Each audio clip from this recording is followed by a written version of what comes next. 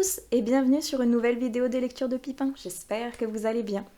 Je suis un peu perdue en ce moment dans les séquences entre le vlog, entre les unboxings, entre les diverses idées que j'ai dans la tête, je sais plus trop où j'en suis. On va dire que c'est une nouvelle séquence pour un tout nouveau vlog, et au cas où je vous aurais redit bonjour en plein milieu d'une séquence, même si vous aviez déjà commencé ce vlog.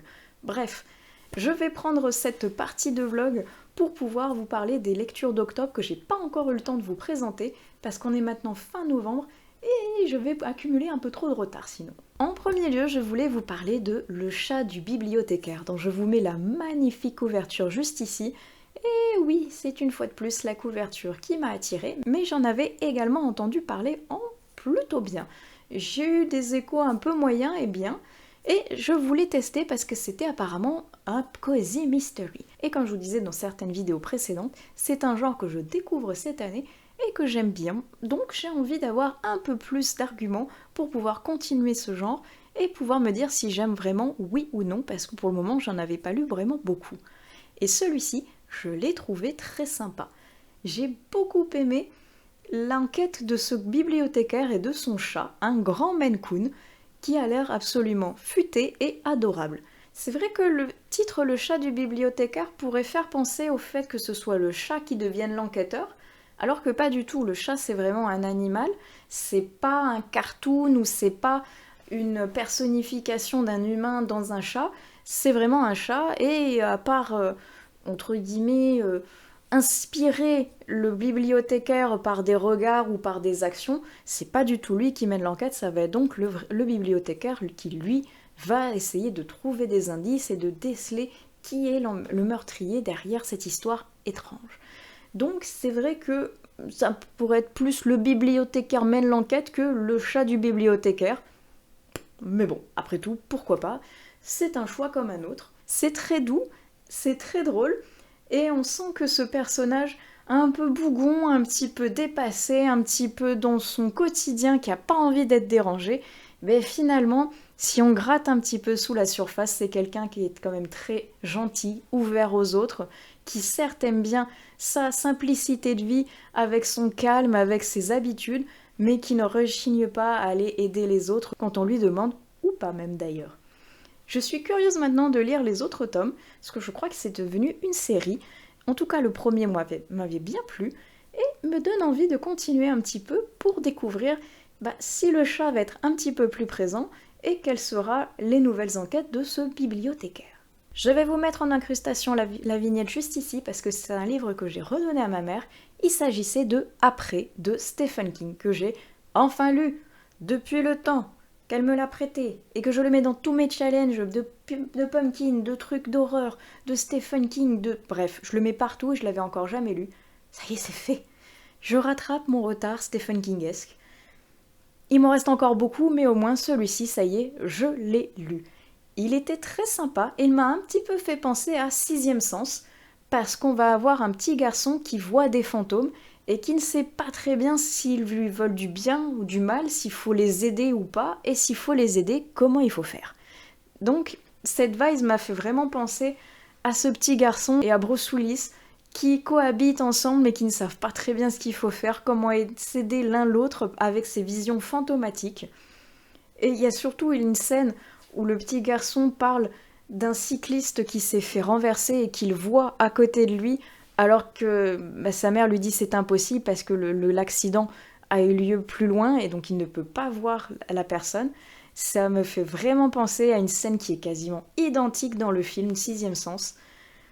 Je ne sais pas si l'auteur s'en est inspiré ou si c'est une coïncidence fortuite, mais en attendant, ça m'a vraiment fait penser à ça.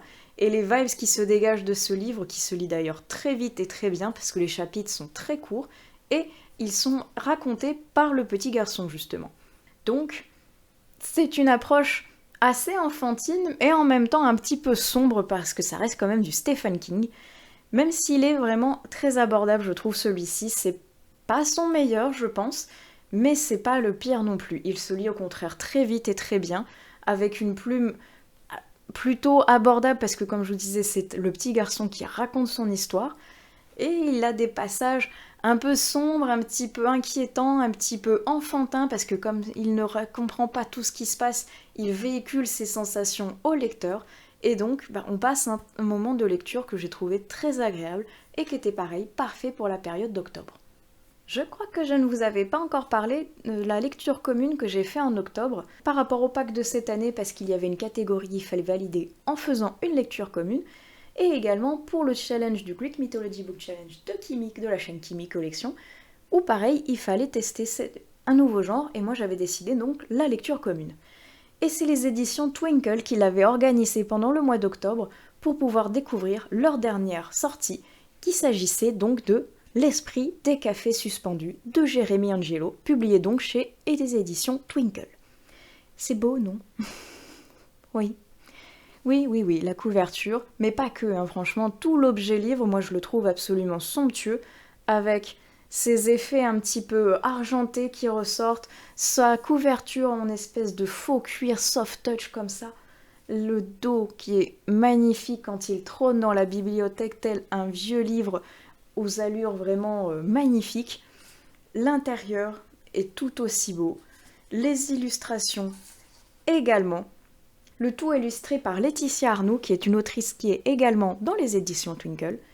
Et à chaque fois qu'une campagne Ulule a lieu, je craque, parce que voilà. Et là donc, l'Esprit des cafés suspendus nous raconte un conte gothique d'aujourd'hui, un romantisme intemporel. Londonienne, Ella Wilde passe son temps entre l'agence immobilière pour laquelle elle travaille et l'appartement de Camden Town où elle vit en colocation avec Felicity. Quand le directeur de l'agence lui confie sa nouvelle mission, Ella n'en revient pas. Elle doit expertiser le manoir qui a appartenu à son aïeul et qui abriterait, selon les légendes familiales, l'esprit de Sir Simon. Heureusement qu'elle n'a jamais cru aux fantômes. Simon Canterville n'a pas quitté son manoir depuis des lustres, mais quand Ella Wilde pousse les portes du bâtiment, il croit voir une image du passé. La jeune femme ressemble trait pour trait à celle qu'il a tant aimée. Sidéré par cette rencontre, Simon décide de suivre Ella. Les pas de la jeune femme le mènent jusqu'au Victorian Café, un pub tenu par Giovanni, où il est coutume de payer plusieurs cafés, de n'en boire qu'un seul, et de laisser ses cafés suspendus pour des personnes sans le sou qui auraient besoin de réconfort. Alors cette dernière phrase vous donne déjà un petit aperçu de ce qui va se passer à l'intérieur du livre et également un début d'explication pour ce titre très mystérieux qu'est L'Esprit des cafés suspendus. Je vous laisserai découvrir tout ce qui se passe à l'intérieur de ce livre, notamment avec le coup des cafés suspendus, parce que je voudrais pas vous gâcher non plus toute la surprise, mais sachez que c'est un livre qui se lit de manière très douce, avec un café justement, au gré du vent à l'extérieur, dans une ambiance un petit peu brumeuse, un petit peu londonienne, avec cette ambiance donc foggy, qui va nous rapprocher de ce côté très victorien, très manoir hanté et très Angleterre mystérieuse. J'ai trouvé la plume très douce, très facile à aborder et qui nous transporte dans un monde entre, oui, comme c'était dit, romantisme intemporel, café victorien, une ambiance très douce où il y a pas mal de faux semblants, où il y a un soupçon de magie, un soupçon de fantôme, un brin d'amour et de romantisme et beaucoup d'altruisme aussi derrière, une envie de rédemption, une course contre le temps et c'était très très sympa.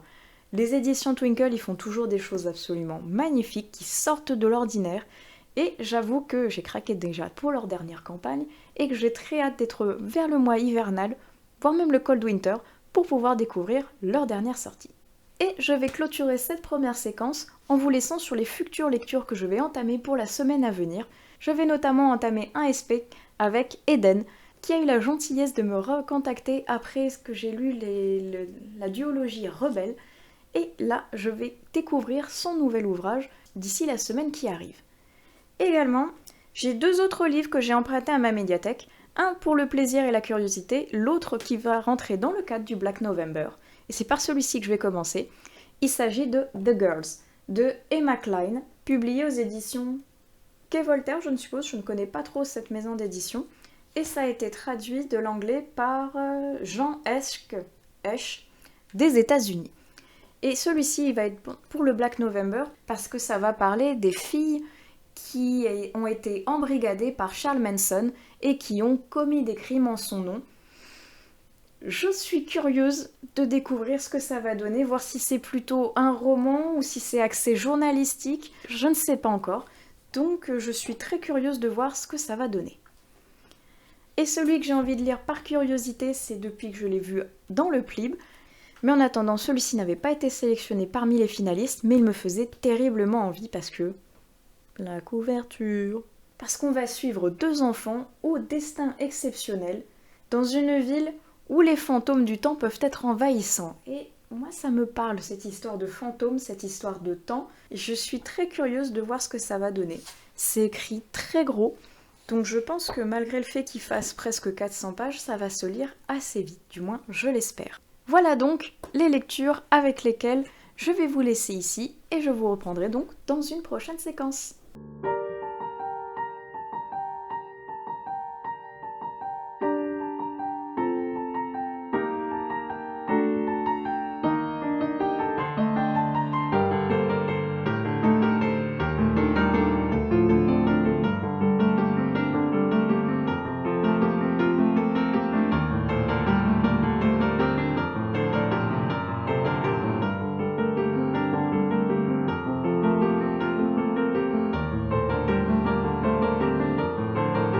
Et recoucou tout le monde, c'est accompagné d'un thé bien bouillant parce qu'il fait super froid dehors et donc de cette moumoute très chaude que je vous retrouve aujourd'hui pour vous parler un petit peu de lecture parce que j'ai l'impression que j'ai oublié de vous présenter plein de livres depuis un petit bout de temps.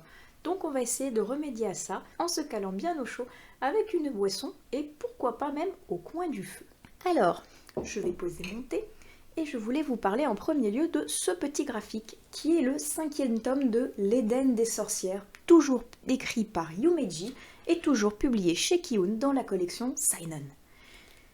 Et je suis ravie d'avoir pu trouver ce 5e tome à ma médiathèque parce que c'est le dernier qui était sorti pour le moment et j'aime beaucoup cette série finalement. J'ai mis un petit peu de temps avant de m'y mettre, mais j'avoue que là, depuis un petit peu milieu du 3 et surtout à partir du 4, je trouve que cette série dépote à mort. Elle est géniale. C'est toujours aussi dynamique, toujours aussi intéressant, peuplé de magie, de combats et de superbes dessins. Moi j'aime toujours autant le trait, le design et la mise en page surtout qui est très dynamique. Vous voyez, avec des phases un peu plus punchy comme ça de combat. Et toujours sinon, je vais vous en montrer une, des mises en page très belles qui reflètent assez l'état d'esprit du moment. Ici on est un peu sur le désespoir, la folie, il y a beaucoup de moments qui sont vraiment très précieux. Je trouve que c'est très bien choisi, c'est toujours aussi chouette et intéressant à lire. Et là, depuis l'arrivée de ce personnage-ci que l'on voit arriver dans ce tome, je pense que ça va prendre un tournant un peu plus bagarreur, j'ai l'impression. Et plus ça avance, plus ça devient quelque chose d'un peu plus sombre. Et j'aime beaucoup ça. Donc on est toujours dans un monde où les sorcières doivent être éradiquées parce qu'elles apportent soi-disant le mal. C'est elles qui auraient détruit la nature. C'est à cause d'elles si le peuple ne va pas bien, qu'il ne mange pas à sa faim, qu'il n'y a plus d'eau, de nourriture et de plantes. C'est à cause des sorcières, donc tout le monde les pourchasse et veut les tuer. Et nous on suit Pili, qui est une sorcière qui cherche l'Éden, qu'il faudra peut-être toutes les sauver. Et le problème c'est que, donc comme c'est une sorcière, elle est un peu pourchassée.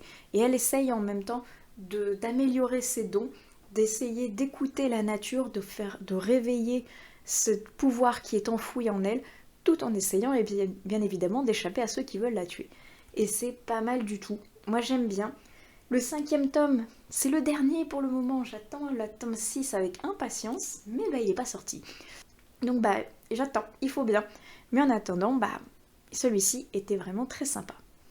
Et je suis en train de regarder que finalement ce manga, c'est le seul graphique que j'ai à vous proposer pour le moment, parce que j'en ai pas lu d'autres. Donc on va passer tout de suite au roman avec celui-ci, The Girls de Emma Cline, qui est publié à Quai Voltaire. Et cette couverture totalement bleue, avec aucun résumé en 4e de couverture, même s'il a été caché par ici, j'aime pas trop quand les maisons d'édition font ça, qui mettent rien en quatrième de couverture et qu'il est caché par ici. J'ai pas tout le temps le réflexe d'aller dedans, donc là, honnêtement, ce titre énigmatique et rien du tout derrière, je ne savais pas du tout ce que c'était. Et une couverture bleue comme ça, je pense que je me serais pas spécialement retournée dessus. C'est Séverine de Il est bien ce livre qui m'a fait m'y intéresser pour le Black November. Parce que sur l'une des semaines, il faut lire du true crime. Et sur celui-ci, Emma Cline va s'inspirer de la Manson Family. Donc Charles Manson, le gourou d'une secte qui a embrigadé beaucoup de personnes juste par son bagou et son charisme, et qui leur a fait faire beaucoup de choses qui ne sont pas bien du tout. Et là, Emma s'est inspirée de ça pour écrire son livre avec une jeune fille qui est donc au milieu d'une secte et qui va être embrigadée dedans, et comment ça va se passer. Et moi j'ai trouvé ça super intéressant comme sujet, donc je voulais découvrir à travers ce livre, cette plume, cette autrice, et j'ai pas aimé. Ça a même été un abandon. Et j'ai pas réussi à être imprégnée du sujet, même si ça fait un peu bizarre d'être dit comme ça, de vouloir être imprégnée du sujet d'une secte, mais j'ai pas trouvé ça passionnant malheureusement. Le sujet a beau être super intéressant, et j'étais curieuse de voir ce que ça pouvait donner, j'ai pas réussi à m'intéresser au sujet, à m'intéresser à la plume et à rentrer vraiment dans l'histoire pour pouvoir vouloir aller plus loin que là où j'ai abandonné. Et après, quand je suis allée sur Livre Addict pour pouvoir mettre mon impression, j'ai vu qu'il y avait beaucoup de personnes qui ne l'avaient pas apprécié ou avaient également abandonné par le fait de la lenteur qui, moi, m'a rebutée aussi. Cette atmosphère est assez malsaine, oppressante et malaisante, mais la plume n'arrive pas à nous captiver pour rester dedans et voir ce que ça va donner, qu'est-ce qui va se passer derrière. Et beaucoup de gens apparemment ont eu le même ressenti que moi et ont préféré apparemment un livre qui s'appelle California Girls, qui traiterait du même sujet avec la Manson Family et qui serait beaucoup mieux. Donc, est-ce que je vais peut-être aller faire un tour du côté de California Girls ? Je ne sais pas, mais en tout cas, celui-ci, pour moi, ça ne l'a pas fait malheureusement. Et je vais vous parler maintenant d'un livre qui faisait partie des titres en lice pour le PLIB de cette année.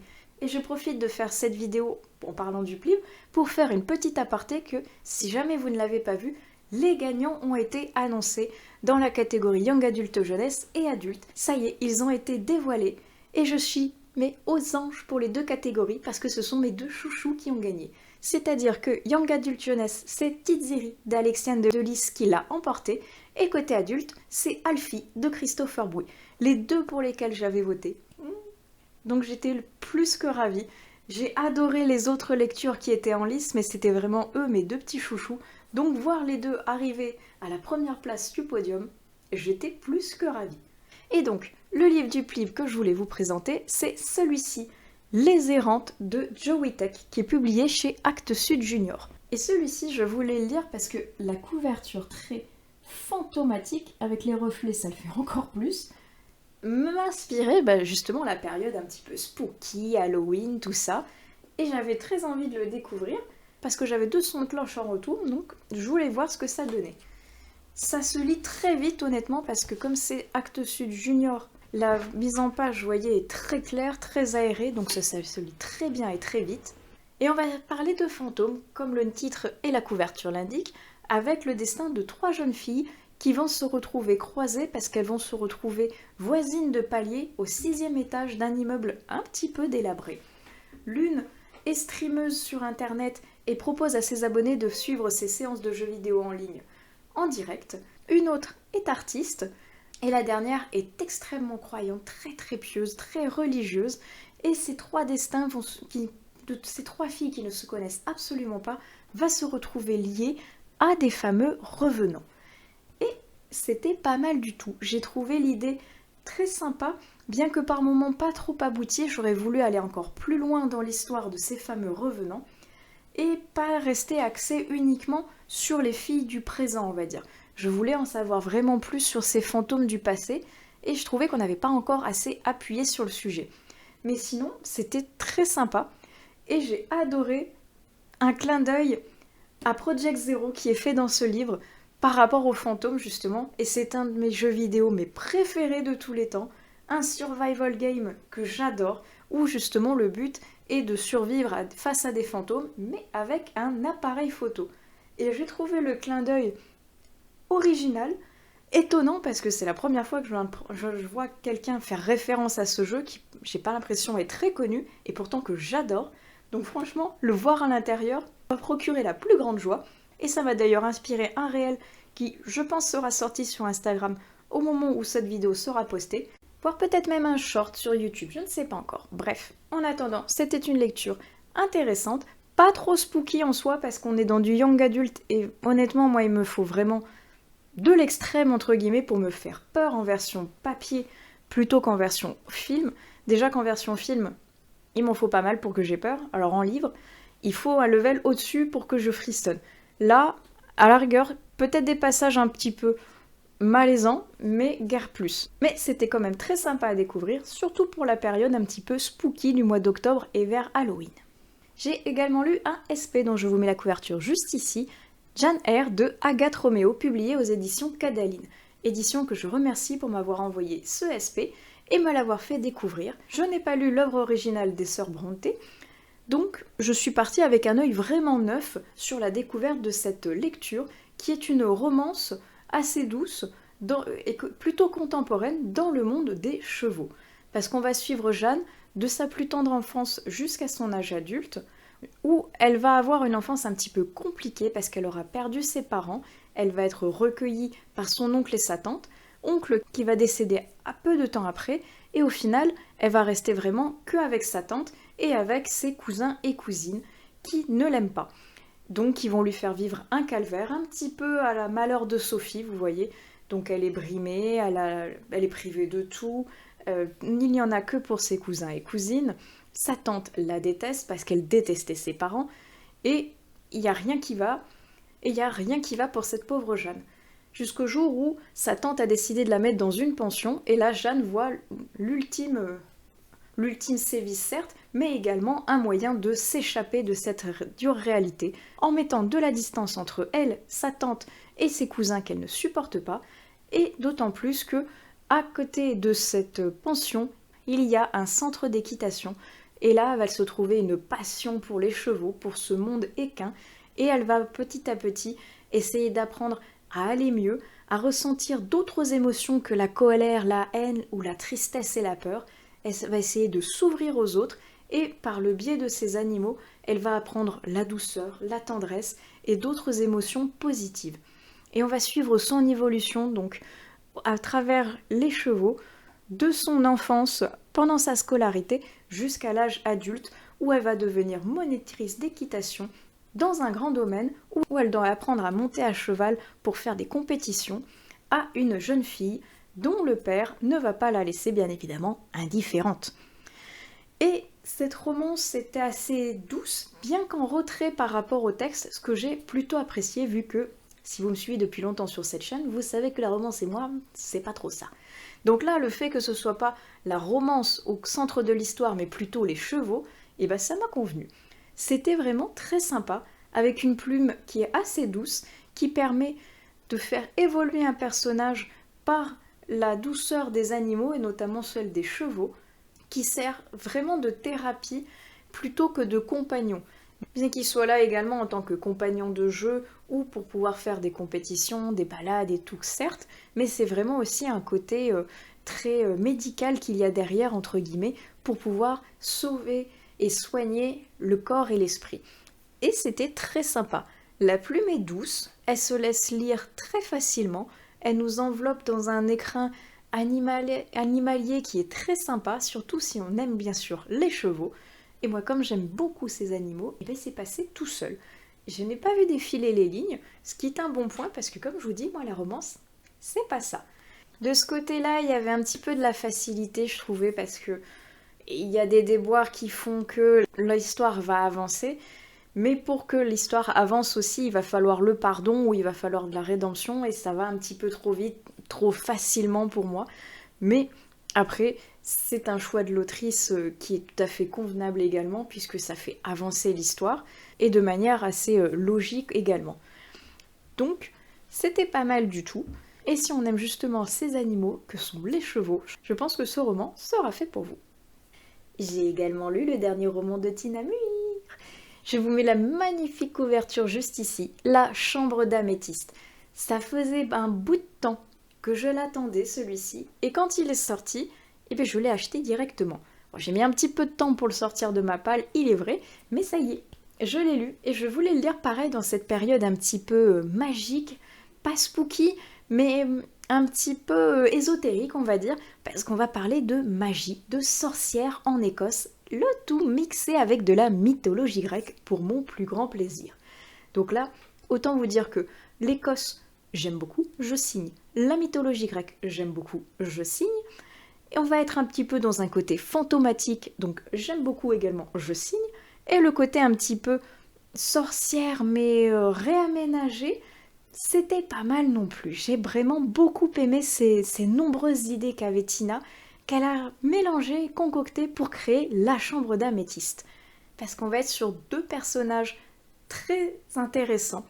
Une sorcière des Landes et des Bruyères que j'aime vraiment beaucoup, qui s'appelle Égide, qui a un caractère incroyable, et qui a une magie justement de la terre, de la bruyère, de la nature, qui va parfaitement avec l'Écosse, et qui m'a beaucoup plu. Elle est également porteuse de l'obol, qui est une pièce d'or qui sert à faire traverser les morts sur le Styx d'après la mythologie grecque. Et cette pièce est vraiment très très importante dans le puzzle qu'est cette histoire, dans le côté mythologique et magique qu'il y a derrière. Et pour accompagner notre ami Égide, il y a Alter. Alter qui est un personnage très mystérieux dont je ne vous dévoilerai pas l'ascendance, parce qu'elle est très importante également dans le processus de cette histoire. Sachez juste qu'il est très beau, très ténébreux, très charismatique et également très puissant. Et il va y avoir des hauts et des bas, des rapprochements et des distances entre ces deux personnages autour d'un manoir écossais plein de légendes, plein de fantômes, plein de pouvoirs, plein de puissance et surtout seul rempart contre le souffle. Ce souffle qui se lève et qui se dresse contre les humains, qui ravage et tue tout sur son passage, nature comme animaux comme humains.